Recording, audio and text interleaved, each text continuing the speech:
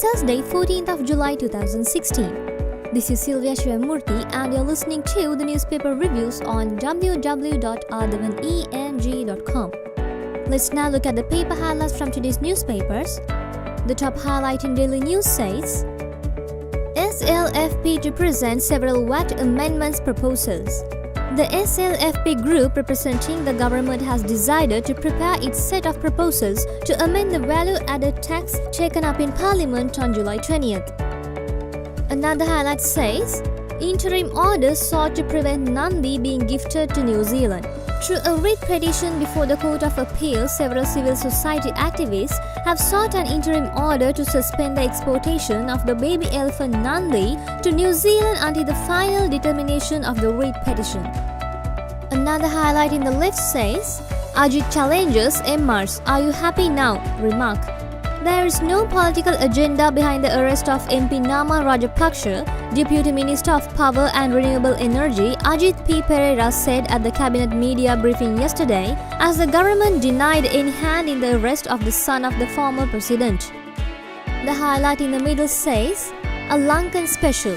Renowned chef Pabli Silva, known as Sri Lanka's national chef, sharing Polos Ambultial, a favorite local dish with visiting US Secretary of State for South and Central Asian Affairs, Nisha Biswal, on a television program of the Sri Lanka Rupawahini Corporation yesterday.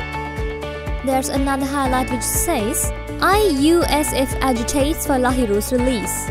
A protest was held at the Peta CTB bus stand yesterday by the Inter-University Students' Federation demanding the release of Lahiru Weerasekara, convener of IUSF, and against the suppression carried out by the government against the students who voice out for the freedom of education. And the highlight at the bottom says, Biswal tells TNA, stands on foreign judges only after accountability mechanism established.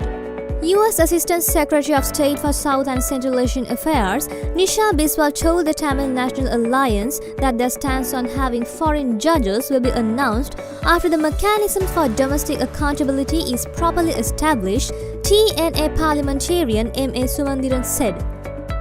Let's now look at the paper highlights in Daily Mirror. The top highlight says, yes, we are happy now, Ajit P. tells MR. Power and Renewable Energy Deputy Minister Ajit P. Pereira yesterday, in response to a question asked by former President Mahinda Rajapaksa as to whether the government was happy now that his son Namal had been arrested on charges of misappropriation, said, yes, of course we are happy because it clearly shows that the law of the country prevails, that the law takes its course.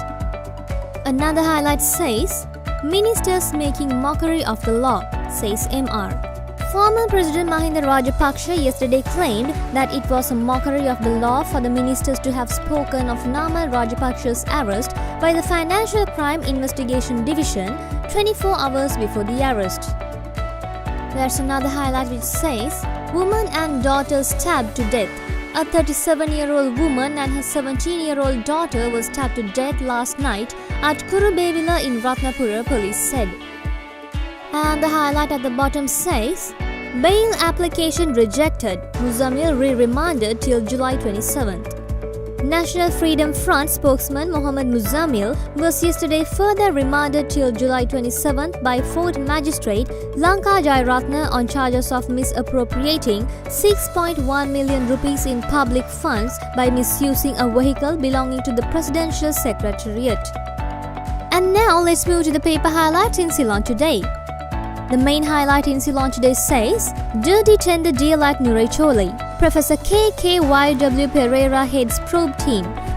A 3-member committee chaired by Vice Chancellor of the Moratua University Professor KKYW Pereira was appointed yesterday to review the procedure for the controversial purchases of coal for the Nuraichole coal power plant in the years 2015 and 2016. Another highlight says, coal tender racket, Ranawaka ignored lowest bid. Minister of Megapolis and Western Development Partili Champika Ranawaka had deliberately ignored the lowest bid for the coal tender purchase and accepted a higher one, alleged parliamentarian Vasudeva Nanayakara. The highlight in the right says, Wasps attacked 14. A group of 14 persons, including 8 Chinese nationals who had climbed the Sigiriya rock on Tuesday, were attacked by wasps. Police said, adding that there were 6 Sri Lankans in the group. Among those who were injured in the wasp attack, a Chinese woman and a local were sent to the Dambulla hospital for further treatment, while the others were admitted to the Kimbisa hospital according to the police. The Sigiriya police are carrying out further investigations. The highlight in the middle says, road deaths increasing. More bike accidents claim 621 lives. Traffic Police Headquarters said since 1st of January this year, there have been 604 fatal motorcycle accidents to date, which have taken the lives of 621 persons. Senior Deputy Inspector General for Police Traffic, Amarasiri Senaratna said 368 motorcyclists, 76 pillion riders, 133 pedestrians, 3 passengers, 40 cyclists and a 3-wheeler driver were among the victims. And the highlight at the bottom says, Namal's law firm finalized the paperwork. The Police Financial Crimes Investigation Division has discovered the fact that the agreement connected with the controversial Krish financial transaction had been prepared by the law firm styled Namal Rajapaksha Associates, which belongs to the Member of Parliament Namal Rajapaksha, who is now in remand custody. We brought you the paper highlights from today's newspapers and we'll get back to you with more news tomorrow. Thank you.